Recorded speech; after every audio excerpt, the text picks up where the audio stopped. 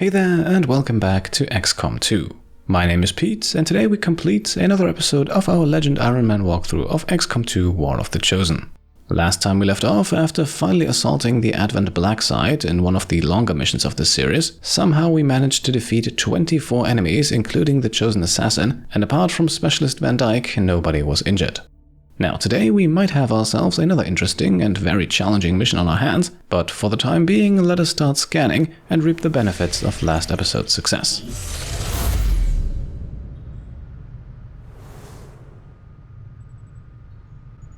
Excellent work, Commander. The loss of this Blacksite will undoubtedly slow the aliens' progress, but we must remain vigilant. Commander, remote reconnaissance indicates the aliens have a UFO hunting for our position. We need to be careful about where we pick our flight paths. Right, so this message from Bradford here should not be ignored. That UFO will play a role very soon, but there's not really anything we can do about that. So instead, let us disregard the intel rumor here. I think we have enough for the moment, and fly back to the Skirmisher HQ. After all, we are just about ready to construct our next facility. Avenger plotting new course.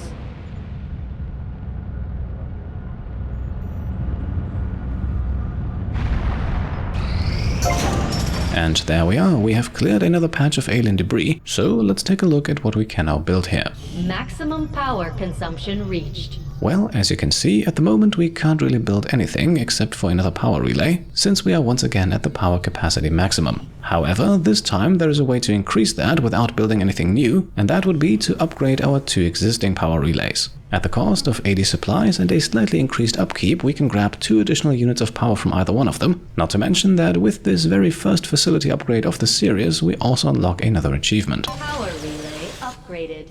And so, with the Room to Grow achievement unlocked, let's upgrade the second power relay too. Power relay upgraded. This now gives us 4 extra units of power in total, so in terms of our new facility, we now have a few more choices. Now, I was briefly tempted to go either with a workshop or another resistance comms facility, but I feel like at this point in the game we simply can no longer hold off on the training center. Not only will we be able to use this to strengthen our soldier bonds, but we can also purchase extra skills for all of our soldiers with all of those ability points we have earned, and so I think building the training center is the best course of action. We will also assign our engineer, Dr. Isaac Schmidt, to speed up the building process. After all, now that we have committed ourselves, we might as well get this done as quickly as possible. Still, from our earlier excavation, we now have 2 additional engineers free, and let's use them to continue to clear building space. Ophelia Morningstar and Dylan Schmidt can now work on clearing the alien machinery here. Helped out by the construction bonus of the Skirmisher HQ, this should not take us too long to complete. It may have been a dirty trick, but you have to admit, it was effective.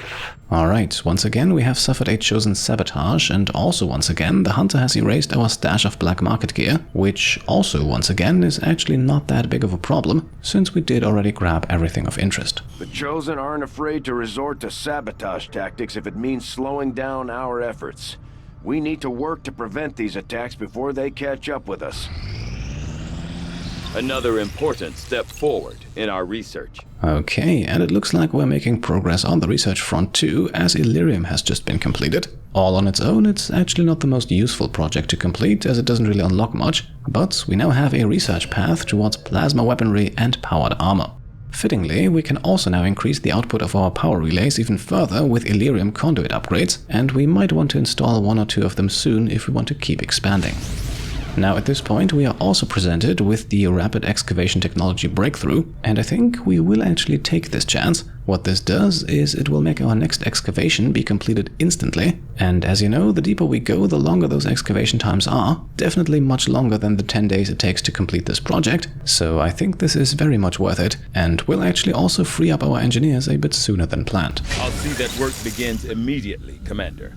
I'll contact you when I have a full report available. At this point then, our monthly supply drop is coming up next, so let's continue scanning and see how we did. Alright, we also have the Barrier Dark event come into effect, increasing our enemies' tech and psionic defenses, so they will be a bit harder to hack or to psychically attack, but we're not doing much of either, so we should be fine. Not to mention that the extra armor from the alloy padding Dark event will then also vanish in a moment. Priority message coming through, Commander. Putting it on screen now. I had high hopes for the Resistance under your leadership, Commander, and you have outdone yourself. And here we are, another month is behind us, and it sounds like the Council is pleased with us. Due to the popular support resistance order, we have also gained some extra income, and we'll grab at least a fraction of that in just a moment. All has been revealed. I hope you prepare a warm welcome for my arrival. The Chosen are making steady progress towards tracking our position, Commander. We're getting short on time. And yes indeed, despite our frequent run-ins with the Hunter, it is actually the Assassin who is close to maxing out her knowledge bar. Not only is she now even more likely than before to go for the capture, but she's also planning another sabotage, while the Hunter is going for the much less dangerous retribution. At this point, let us also take a look at the upcoming Dark events, and we can also see here that a retaliation strike is imminent, something that we should keep in mind. Now, rapid response on the left here we already talked about. I personally do not believe that it demands immediate attention. A few extra enemies might be annoying, but they're also free XP, and guerrilla ops are not showing up every week. Resistance Informant then basically just speeds up the timeline until the next retaliation strike. Again, nothing that I would think endangers the success of our entire campaign, but perhaps a bit more dangerous than rapid response. Since we have enough intel, we also unlock Dark Event number 3, increasing the cost of all recruits by 100%, and that I believe can be completely ignored. Our current roster has more than enough backups for the time being. As always, let me know which one you think we should prioritize as we move on to Resistance orders, and I think I would like to test out the Double Agent order from the Skirmishers. I've said this earlier, the unit we could get from this will not be extremely powerful, but at the very least it gives us 2 extra actions each turn, and in a game that is all about the action economy, that is definitely worth something. The skirmishers are yours. Now at this point then, I think let's grab at least some of those 941 supplies. We are currently running dangerously low on funds with just 44 supplies left, and we have a few purchases coming up in the near future. Avenger plotting new course.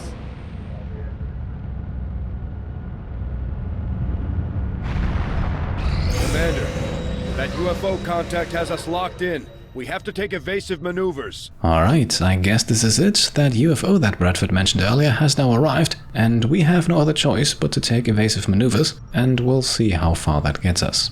Setting course for East Africa.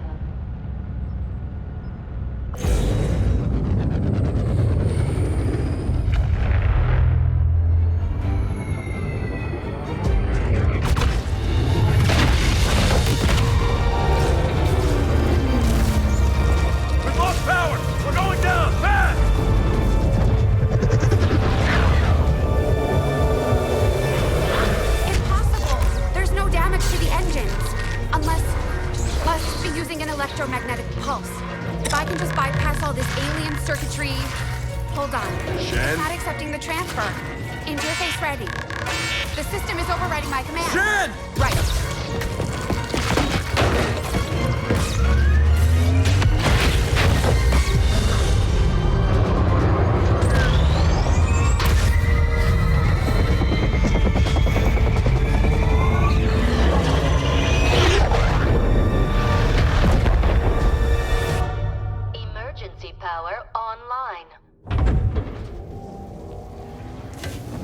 Someone get me a damage report. We've got a problem. Only one? They've just dropped some sort of spike outside. It's generating the same type of pulse that knocked us out of the sky. They don't want us. They want the ship. Isn't there some way you can override it? Not from here. I can't get our engines online while it's out there. Commander, we're gonna have to do this the old-fashioned way. Destroying that spike is our only chance of getting out of here. We can't let the aliens take this ship. We're going down, Commander. UFO contact has disabled our systems. Brace yourselves. Okay then, here we are, and it looks like we have to defend our home base. Make no mistake about it, this is by far going to be the hardest mission we've faced in this series so far. If anything has the potential to kill this campaign, this here is it. Commander, we can deploy some of our wounded troops back into combat if you feel it's necessary. This operation is critical to our efforts. We may not have much of a choice if we want to proceed. And I think this message from Bradford here hammers it home too. Just this once, the game makes an exception and we can field wounded soldiers, just to reiterate that for this mission we need the best of the best. Now, we are not taking any wounded soldiers, but we're taking 2 tired ones. Starfall and Logan did not really have a lot of time to rest after the last mission, but I think we need both of them here today, alongside Mox, Dragonova, Twitchy and Schwaminian. To ensure success, we also want to seize every little advantage we can get, and so we're now slapping that advanced speed PCS on our Templar for 2 extra points of mobility, and we will actually also purchase another ability for him, using up all of his remaining AP as well as 6 from the shared XCOM pool to grab Lightning Hands. He won't be super dangerous with this, but it does give us an extra action every few turns, and again, in this game and in this mission in particular, it is all about the action economy. Even more important than that, however, is the extra ability we now grab with Reaper Dragonova, who we are relying upon to finish this mission as quickly as possible. To that end, we are now grabbing Sting, a shot that is guaranteed to not break concealment, as Dragonova's stealth will most likely be one of the deciding factors in this mission, but more on that later.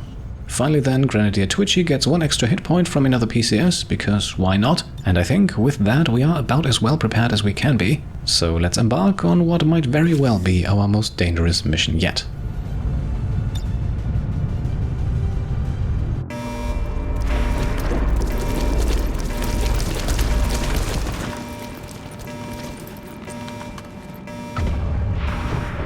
Menace 1-5, situation critical.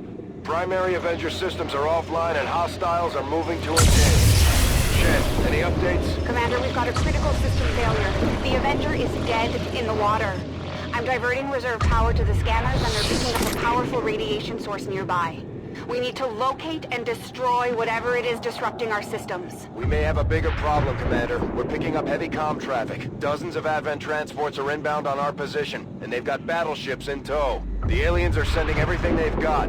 We have to get this ship off the ground or we may not make it out of this one. Right, so here we go, and you can see it in the top left corner. We have 2 main objectives. The first is to destroy the alien Disruptor device. The second is to protect the Avenger, specifically its ramp that we are currently standing on.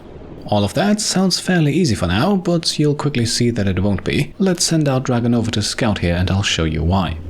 I go where you tell me. You can never escape my sight. Yep, first alien pod, just a few tiles away from the ramp and we are already facing 2 mutants and a berserker. At this point in the game, still a hefty challenge for a 6-person squad. The only problem is, they are not alone. You cannot run. As Dragonova has just casually detected 3 more enemy pods, a mech, purifier and another berserker standing right next to that first group, and further in the back by the building I think we had another double mutant berserker pod and what looked to be some ADVENT troops too. On a normal mission, that is about the extent of enemies you're facing. On this one, it is maybe about half of the enemy force, if even that. And to make matters even more interesting, we do not have concealment, and they all know where to go. Our crashed Avenger is obviously an easy target.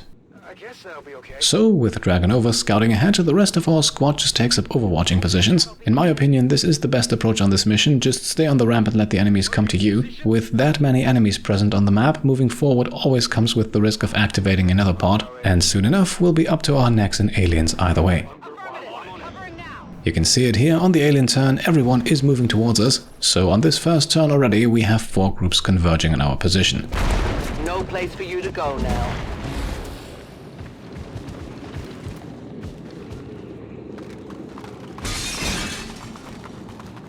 I will always find you. Luckily though, only one of them actually comes into striking range and immediately draws reaction fire. As you can see though, it is once again one of those rounds of Overwatches, and it is the Berserker soaking up all of the damage, not really that much of an issue when you have 28 hit points.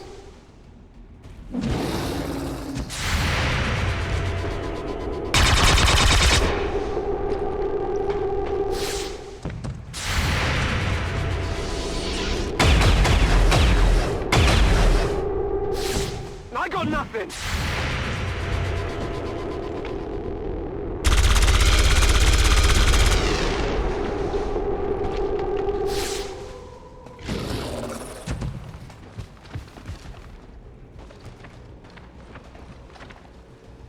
Commander, I'm sending reinforcements in from the Avengers reserves.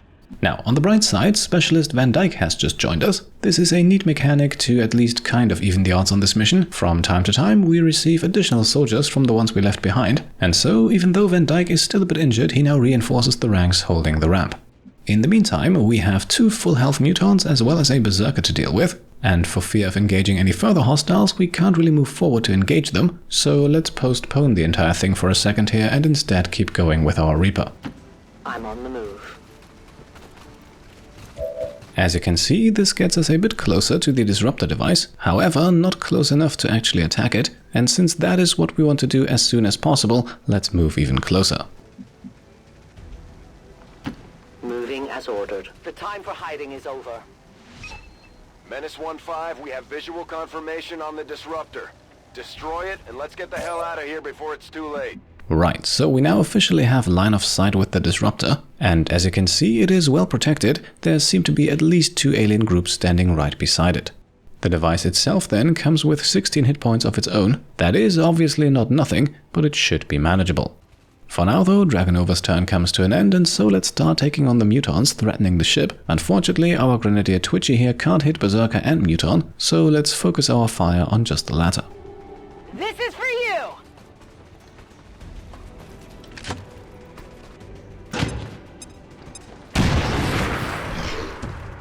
With its cover and armor removed, we can then have Mox take 2 guaranteed hits against the Berserker, both of them dealing 5 points of damage, leaving the Berserker standing with 8 hit points.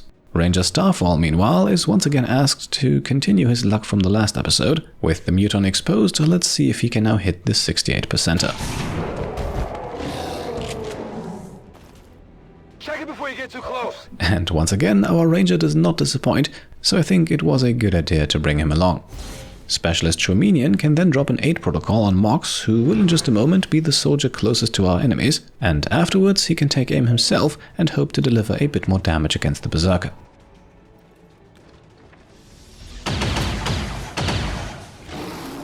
Yeah, I didn't get it. Unfortunately though, a 79%er misses, so let's see if Van Dyke can be a bit more accurate. Last episode he actually missed a crucial 88%er, but maybe he can deliver this time. And he does, leaving the Berserker standing with only 3 hit points, which makes it a great target for Logan's brand new Lightning Hands ability. X-ray neutralized. Alright, and that gets us the kill and Logan the promotion, and that leaves only the other Muton, who is sadly a bit too far away for any meaningful action against it, and so we move Starfall back into safety and put our Templar on Overwatch. Let's see what the aliens do here. Come get some. Right, so we've got the next Berserker moving in, this time backed up by a Mech Trooper and a Purifier. Somewhat unsurprisingly then, Logan's reaction shot also misses, Enemy is still out. but thankfully our 3 adversaries do not attack just yet. They are, unfortunately, not the only enemy group activating on this turn, as we have yet another Berserker rushing in, flanked by 2 more Mutants, and I think you can slowly start to see why this mission can be so extremely difficult. The Advent pod, meanwhile, I think it's Purifier, Stun Lancer and Trooper, they are moving closer too, but for now at least they remain inactive, although that will likely change on the next turn. Our Muton, meanwhile, does what I had hoped it would do, taking aim at Mox, the enemy who was previously closest to it, although annoyingly using suppression, which is pinning Mox down for the moment. So, we've got 6 active enemies against us, among them 2 Berserkers. I think it's safe to say that we have faced easier challenges. On the bright side though, and I cannot overstate how incredibly convenient this is, it looks like we will be able to get rid of the Disruptor right here and now. Now, simply firing at it would of course do far from enough damage and also reveal our Reaper, which is actually why we bought that Sting ability earlier. However, it looks like we won't even have to use it.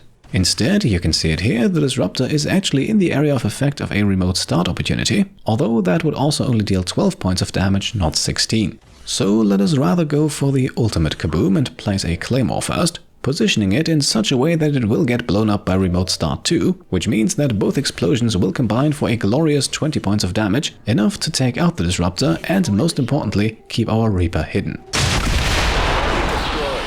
Excellent work, Menace 1-5. Shen, what's our status? Whatever it was, destroying it seems to have lifted the disruption field. Engine control systems are coming back online. We should be clear to take off within 60 seconds. Commander, we can take off on your order. We should get the squad on board and get moving. Alright, that is one crucial objective completed, and conveniently enough we also killed 2 enemies in the process. All we need to do now is to get everyone, including our Reaper, back to the Avengers ramp, and the fact that Dragonova is still cloaked should definitely help us out. Commander, not all of our people are back on board yet. If we lift off now, we'll be leaving our troops behind. The rest of our squad, meanwhile, has one very simple job, and that is to hold the line. We could of course leave at any moment, but that would only bring those soldiers currently stationed on the ramp, which means that Dragonova would be left behind. In that case, she would get captured by the aliens, which is definitely bad, but it might be a last resort option should things go completely south. For now though, let's hope that it does not come to that, as Twitchy here sends out another grenade. I think it's time to die for that muton in the back, and this here should help us make that happen. Following that, we can now use Mox's Whiplash ability against the mech. This does not cost them an action, and against robots the damage is actually doubled, and since it also bypasses armor, a hit here would mean the kill. I strike out for my kin.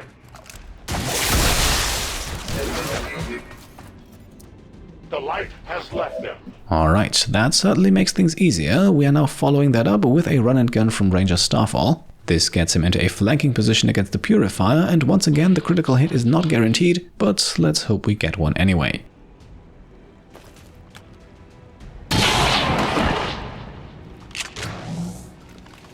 I definitely got that one. Alright, looks like Starfall is once again aiming for that MVP trophy. After all, he did win last episode's vote with an overwhelming majority. This now brings us back to Mox, who will actually forgo the almost guaranteed hits against the Berserker and instead aim at the Muton. That one has grenades after all, so getting it out of the picture is a priority. Ammunition is low. He even lands a critical, but unfortunately that's still not enough for the kill, so let's fire again and see if he can finish the job.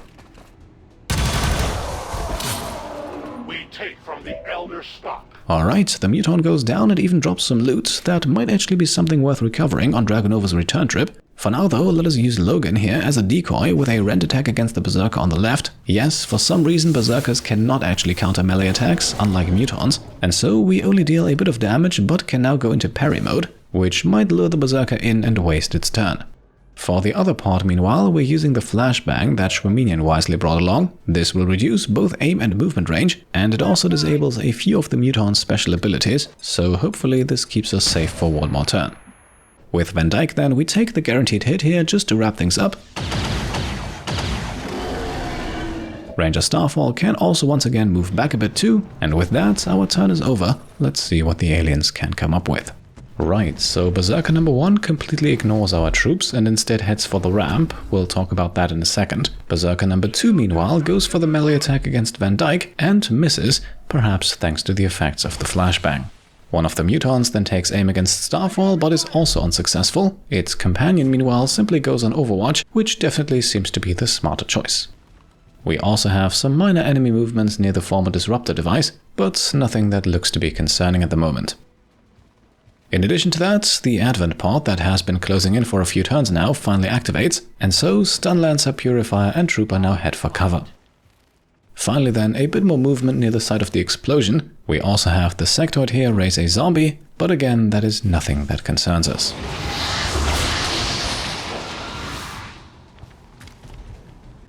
You will never hide from me. Our enemy brings allies. Commander, we can't let the alien troops get access to the Avengers systems. If they have the original command codes, they could initiate a full shutdown of the power core. If that happens, there's no way we're getting off the ground before they overrun us. Commander, the situation just got worse. Resistance outposts are reporting enemy transports on the move across this region. They're getting ready for an all-out assault. Right, so because the mission is not already difficult enough, we now also have reinforcements coming in. Thankfully they will drop in far away from the ramp, but fairly close to Reaper Dragonova, who we should obviously send on the return trip immediately. Also, that Muton has boarded the ramp and that is actually our enemy's #1 priority. They will at times even forgo attacking our units if they can get there. And Shen mentioned it already, but just to make it clear, we need to kill this Berserker on this turn, otherwise it will be able to get into the Avenger and at that point the mission is considered failed, and a failure in this mission actually means game over. So, as I've said, it is high time to get out of here, and on her way back, Dragonova can grab that loot that was just dropped. We recover 2 Illyrium cores and a superior scope, definitely not too shabby. I have your item. Now, her current position does of course come with the risk of getting her revealed on the next enemy turn, but she will also be able to dash onto the ramp on her next one, which should then allow us to escape safely, provided there are no enemies left on the ramp, which is why Mox now opens fire against the Berserker.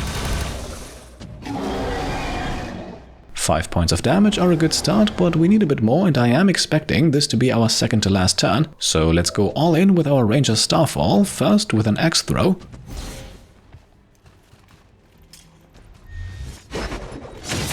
And after that deals maximum damage, we follow it up with a blast from the shotgun.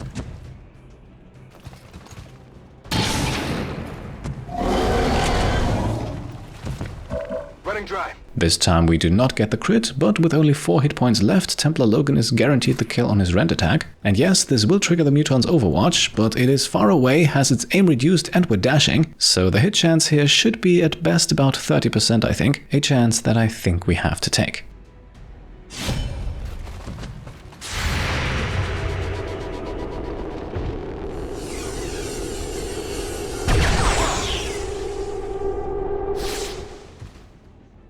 Beautiful, the shot goes wide and the Berserker drops dead, and with that, the ramp is clear. Target eliminated. That's the last of them, Commander. We've taken out the remaining hostiles threatening the ship. At this point, we can then once again put Logan into parry mode. That ability is actually one of the reasons I brought him along today. With such an overwhelming force against us, the ability to potentially waste an enemy's turn could prove to be invaluable. The enemy should fear us. Now at this point, Twitchy is ready for another grenade, but let's make the most out of our action economy first and apply teamwork to Schwaminian. This does not end Twitchy's turn and the grenade can still be launched afterwards. Frag out!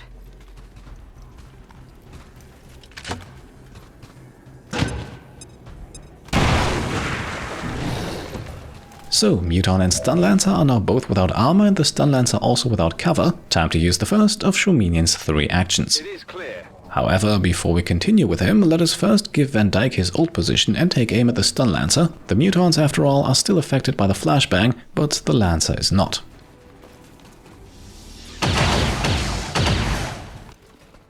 Right, Van Dyke hits the shot, and at this point I make a crucial mistake with Schwaminian, because for some reason I thought that teamwork would now allow him to shoot and do something afterwards. Unfortunately though, that's not the case, so not only does the shot miss, but it's also the end of our turn.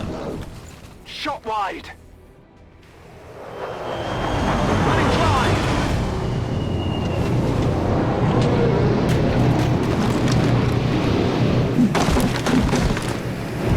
So, Advent deploys 2 more Lancers and an Officer, but again on this turn they won't be able to get too close to us. The peacekeepers come to fight. I know where you are.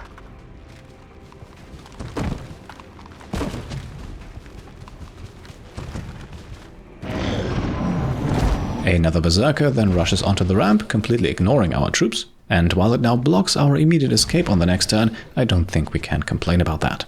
A bit more problematic then is the Muton here. Disorientation removed, it now goes straight after Twitchy. And this time the melee attack hits and actually knocks her unconscious. Yes, that can happen. And unfortunately, this now breaks off a whole chain of events. The stress of battle is enough to get to anyone. When they get home, we'll have to give our soldiers plenty of time to rest. Yes, this is the downside of bringing tired soldiers along. If just the slightest thing goes wrong, they have an extremely high chance of panicking. Now, on the bright side, Templar Logan's mental break here actually causes him to deal 3 more points of damage to the Berserker. Unfortunately though, as a result, he has also just dropped his parry, and has unwisely also moved a tiny bit too close to Skirmisher Mox. So, due to an unfortunately large blast radius, both Box and Logan take some damage here. Yes, the alien grenades the Mutons carry pack a bit more of a punch compared to ours. And no, the enemy turn is still not over, and now our inability to kill the Stun Lancer earlier comes back to bite us. That didn't feel good. So, on top of Twitchy being unconscious, Schwaminian is now also stunned. Thankfully though, at least that should wear off immediately. We do after all have a continent bonus unlocked that ensures that all of these negative effects only last for 1 turn. And as I had feared, the Advent Purifier then also breaks our Reaper's stealth. Fortunately though, it decides not to attack just yet, and instead keeps moving. And with that, the enemy turn comes to an end. I don't think there is anyone left here who can actually do some damage to us. Admittedly though, what we just had to suffer through was more than plenty. Another indicator of why this mission can be so damn difficult. Commander, we've got a hostile target in position to board the ship. Now, let's get things sorted here. Thanks to the aforementioned continent bonus, both Panic and Stun immediately wear off at the beginning of our turn. Twitchy's unconsciousness, however, is not removed, and we also have a Berserker on the ramp that we need to kill before we can escape. The game is actually surprisingly vague about this and does not actually make this explicitly clear, but if you attempt to lift off with an enemy still on the ramp, the mission will result in a failure. So let's go and kill ourselves into the Berserker, shall we? Once again, with a critical hit, Ranger Starfall does not disappoint. Then Mox can wrath himself into melee range to deliver 6 more points of damage. However, at this point we must not use his second action. Unlike the evac action, issuing the lift-off command does actually consume an action point. This is another mistake that you can easily make, as it is not really that well explained. So once again, it is Templar Logan with his rend attack delivering the killing blow. And with that, the Avenger is clear for liftoff. So at this point, let us make sure that our entire squad escapes with it. Thankfully, picking up and carrying a unit does not cost an action, allowing Specialist Van Dyke to safely evac Grenadier Twitchy. After being stunned, Specialist Schwaminian unfortunately only has 1 action left, but that is still enough to get him into the evac zone. And finally we can dash in with our Reaper 2, and with the counter in the top right corner showing us that everyone is safely on the ramp, let us now use our very last action with Mox here to issue the lift-off command. Excellent work, Commander. Looks like the Avenger lives to fight another day.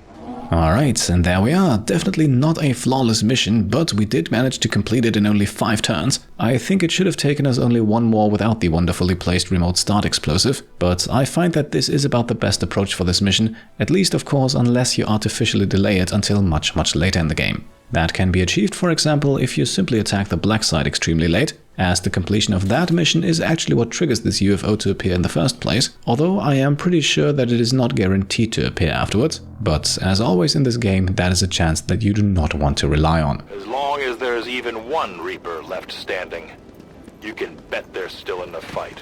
Finger on the trigger. Now, back at the base, everyone who is not injured is at least tired. The injury times are fairly moderate here, but still it might be time to staff an engineer in the infirmary. On the bright side, Templar Logan has received another promotion, so let's take a look at the abilities now available to him, starting with the random XCOM skill, in this case Face Off. So Logan actually has the potential to become a lovely gunslinger. Although costing 25 ability points, this skill is fairly expensive, and in my opinion much better suited in the hands of a gunslinger sniper, who is usually a bit more accurate. Up next we have Channel, an ability that will randomly cause enemies to drop psionic energy as loot upon death, and in theory this sounds interesting as this loot can be picked up to gain focus, but that can also be achieved if your Templar is simply the one delivering the killing blow, and at least in my experience that is not too difficult to manage. So it's not a bad skill, but it's also not a must pick either, which leaves us with Deflect, and that is what we're going to grab here. Deflect is an always-on passive ability, granting our Templar an up to 50% chance of deflecting enemy attacks, and even if that is something that you cannot always rely on, but it is a great thing to have if you cannot parry, for example, or if the Templar is attacked twice, as parry only blocks 1 attack. Now, as this was a get in and get out evac mission, we did only recover the loot that Dragonova grabbed, but I'm sure that will do us some good at some point down the line.